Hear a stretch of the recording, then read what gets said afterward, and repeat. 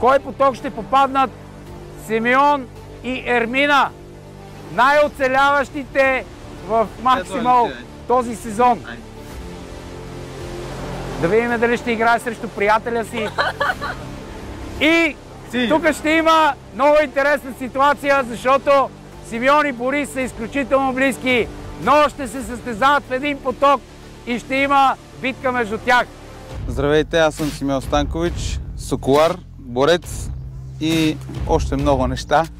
Оцелявам и участник в Игра на волята. Сега се радвам да бъда тук в Maximal Revenge. Здравейте, казвам се Ермина Боянова и съм участник в Survivor.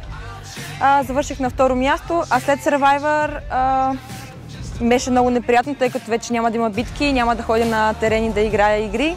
И сега се впускам в Maximal да играя битки, да се раздавам и да победим заедно с Симеон. Студентка съм, обичам да ходя по планини, като цяло да ми е интересно и екстремно.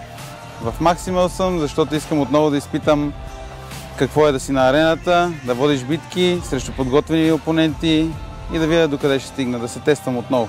Аз съм гледала Симеон в Игри на волята и съм наблюдавала неговата игра. Мога да кажа, че се справя блестящо. Виждам, че се раздава, че не се пести и съм щастлива, че той е мой партньор в Maximal и смятам, че ще ги смачкаме всичките. Наблюдавах всички участници в Survivor. Ермина се откори доста в сравнение с всички други жени, тъй като тя, както и аз, може да оцелява, да се справя сама и да води сама битките си. Мисля, че ще бъдем много добър тандем и ще покажем най-доброто от себе си. Влизаме в Maximal, за да побеждаваме, така че разбира се, че се очакваме в финалните етапи.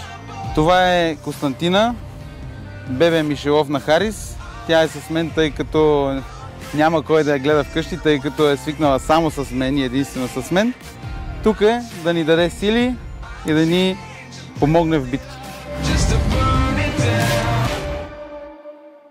Син поток за Симеон и Ермина. Страхотно.